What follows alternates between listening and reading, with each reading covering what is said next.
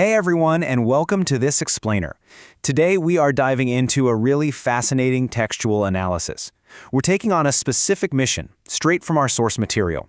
We are going to look at how the author systematically dismantles some of the most common, heavy-hitting skeptic accusations leveled against the Bible. And we're going to see how the source leverages deep historical and linguistic context to make its case. It's like a giant puzzle, so let's unpack this complex history together. Okay, let's kick things off with a concept our source calls the Gish Gallop. You might have actually seen this happen. It's a rhetorical tactic where someone just drowns their opponent in a rapid-fire flood of individual arguments. Misogyny, genocide, scientific errors, contradictions. They just fire them off so fast that no one could possibly address them all in a single conversation. It creates this illusion that the text has been totally defeated. But our source material decides to slow things way down to look at what the actual scholarship says. So we are going to treat these claims like a rigorous case file today.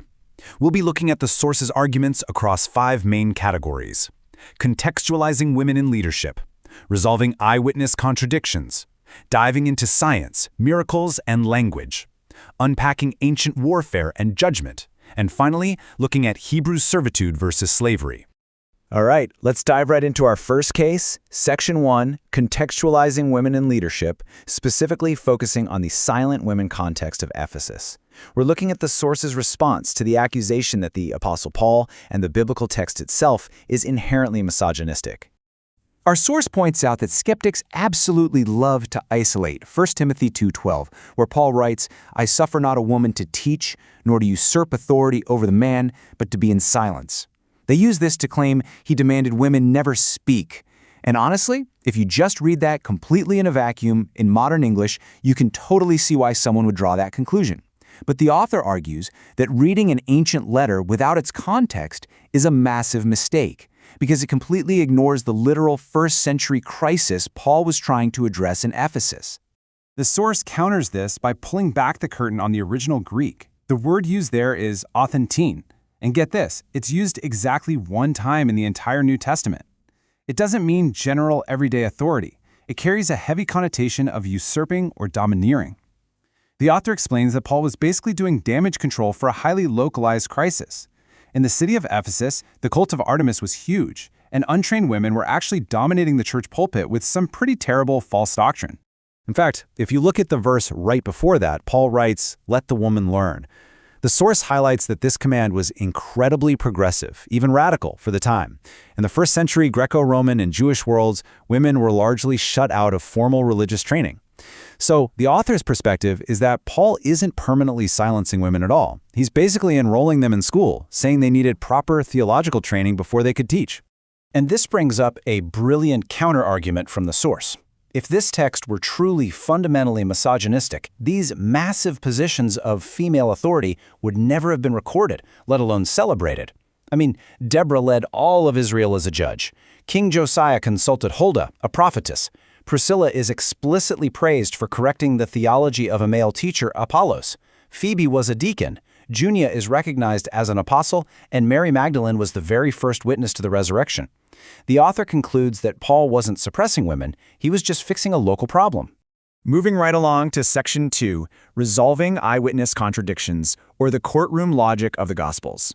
Here, the source tackles that super common claim that the Bible is just full of unresolvable errors, especially in the Gospel narratives.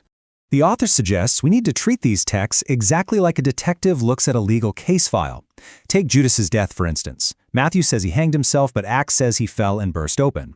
Or the tomb. Matthew mentions one angel, John mentions 2. Are these contradictions? Well, the source says no. These aren't errors. They're exactly the kind of varying details you'd expect from independent eyewitnesses. Judas hanged himself, and eventually the rope broke. At the tomb, one witness focused on the angel doing the speaking, while the other just noted everyone who was in the room. And here's the crucial takeaway from our source. Perfect uniformity across all 4 Gospels wouldn't actually prove they were absolutely true. It would literally indicate collusion. Think about it. In a real court of law, if 4 witnesses give the exact same word-for-word account of an event, investigators immediately suspect they got together and cooked up a story. The source points out that these natural variations actually authenticate the independent nature of the texts. Okay, on to Section 3. Science, miracles, and language, looking at phenomenological phrasing and the supernatural. Here, the explainer explores the claim that the Bible is filled with primitive scientific impossibilities, starting with the classic accusation that it teaches a flat earth. The source clarifies that this accusation simply doesn't hold up when you look at the original language. In Isaiah 40:22, it talks about the circle of the earth, but the original Hebrew word used there is chug, which explicitly implies a sphere or roundness. The author notes that this whole concept of a biblical flat earth is actually a much later medieval myth, not something that comes from the ancient text itself. But what about the claims of geocentrism? Verses like Joshua 10:13, where it says the sun stood still. The author argues the Bible is simply using phenomenological language. That's just a fancy way of saying it describes things exactly as they appear to human eyes from the ground. And we do the exact same thing today. We literally say sunrise and sunset, even though we know the earth is the thing spinning. The source points out that we don't accuse modern meteorologists of believing the sun orbits the earth just because they use conversational, observational language. Next up, Section 4, Ancient Warfare and Judgment. And we're looking at the truth about the Canaanite conquest. Now, we are examining a very heavy accusation here. The claim that the God of the Bible ordered literal ethnic cleansing and genocide. The source passionately argues that using modern terms like genocide is a massive category error. Modern genocide is about ethnic cleansing for racial or political reasons, but the source text indicates the ancient divine judgment on Canaan was strictly moral, not ethnic. According to the author, it was a very specific, time-bound moral judgment against extreme wickedness, a direct response to things like widespread child sacrifice and extreme ritualized violence. And importantly, it always came with opportunities for repentance. Let's look at the evidence the source uses to challenge this ethnic cleansing narrative. First off, the author points out that God gave the Canaanites a 400-year grace period to repent. That's a long time. Furthermore, if this was truly about ethnic eradication, Rahab, who was a Canaanite woman, would not have been saved and included in the lineage of Jesus simply because she feared God. The source also notes that phrases like utterly destroyed were basically standard ancient Near Eastern warfare hyperbole, ancient wartime exaggeration, not a literal description. And finally, God later judged his own people, Israel, with exile for committing those exact same moral failures. That brings us to our final case file, Section 5, Hebrew Servitude v. Slavery, where we are erasing the false equivalency. The explainer addresses what is perhaps the most severe claim out there, that the biblical text condones the horrific practice of slavery. The author points out that equating 19th century American chattel slavery with ancient Near Eastern Hebrew servitude is just a massive historical and textual error. Think about it.